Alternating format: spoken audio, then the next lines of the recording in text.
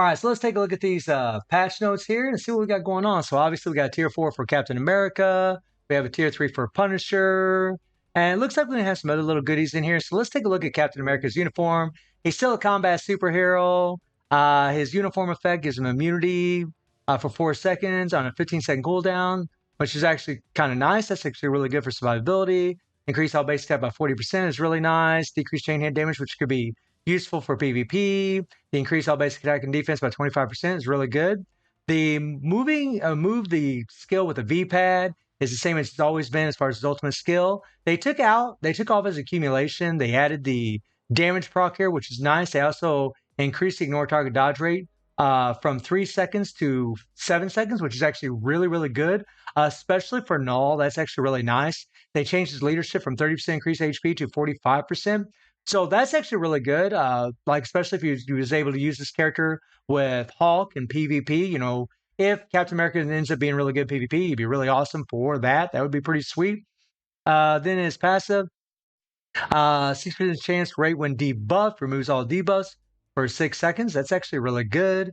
This tier 2 passive, super armor, increase all basic defense by 40%, basic damage by 40%, blah, blah, blah. One skill still has immunity. Second skill, nothing big there. The third skill, this is what makes me think he might be really good for PvP, is that he has a counter attack now that actually ignores iframe. That's actually really awesome. It's a big change for the character. And they also put his accumulation here, and they changed his accumulation from accumulation based on how much damage you take to how much damage you deal, which is fantastic. You can just hit the skill, go right into your skills, get all the maximum damage output right away. You got 3 seconds of immunity, which is great for him because he already has super armor built into his kit. That is nice. And he's got a 40% chance to penetrate pretty much everything. It's kind of weird. They got physical immunity and all damage immune, but okay.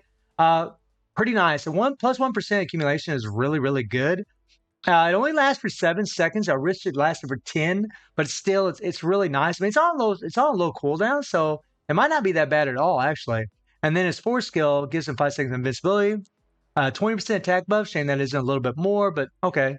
And then his 5th skill gives him a 25% heal. But with his immunity cores or with his immunity passives, I mean, he's going to have a lot of survivability, man. It's going to be pretty damn sweet. And the 50% attack buff is nice.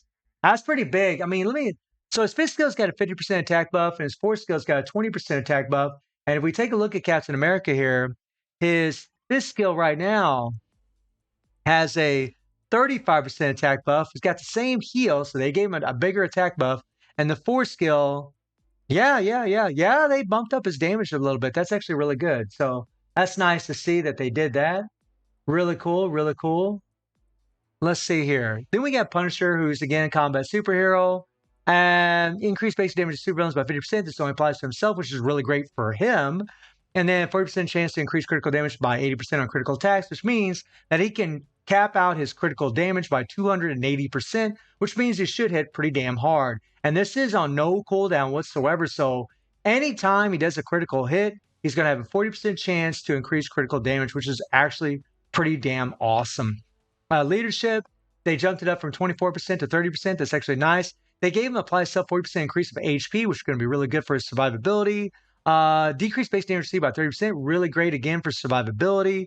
Critical damage increase by 25%, ignore target dodge rate. The critical damage increase is nice. It's going to make it easier to level up his stats. Decreased additional pierce damage taken by 50%. This could be really good for PvP. Like, this could be really strong for PvP because pierce does play a part of PvP. It does a lot of extra damage to your characters. And the fact that he can decrease the pierce can help quite a bit. And the 1 skill, nothing there. The 2 skill. The 3rd skill also has a ignore iframe on it with a counter attack. And Punisher's got a 30% heal on the skill. He also has a 50% attack buff on the skill. He's got the 100% chance to grant all damage immunity. He's got penetration on this skill.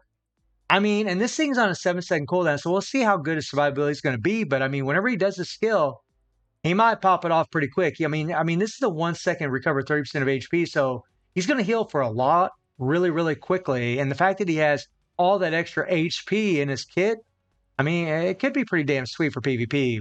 And then the 4th skill, he does have a increase all attack by 50%. So they gave him a lot of buffs, which is really nice to see. And then just invincibility, which means he's going to have native super armor built into his kit. And this is actually going to last for 5 seconds. So I mean, as far as Captain America and Punisher, they really look more.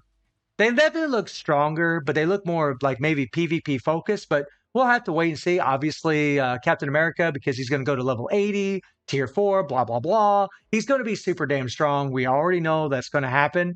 And then we get down to the tier 3 for Punisher. Nothing really major in here. He does have an all attack buff by 60%. That's actually pretty nice. And then he's got damage buff by 100%. So, I mean, it's not a lot of text, but I mean, it's a pretty strong buff that's in his tier 3. What's up, Dante? And he gets 9 seconds of invincibility. And then Captain America's tier 4 skill, which increases all base attacks by 100% for 7 seconds. That's a lot. That's a big, big buff.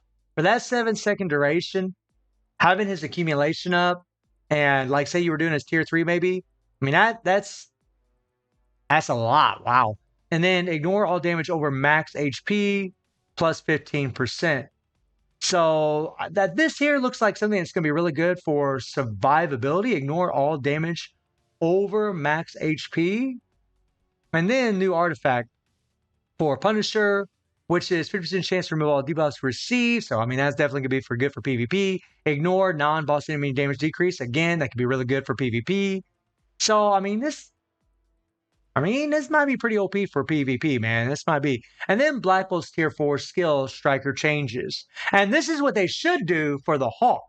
Because for the Hulk, is tier 4 and on higher levels of world boss, right? When you have to over 20% pierce or over 15% pierce, it's not doing anything for him. It's not adding anything to the character at all.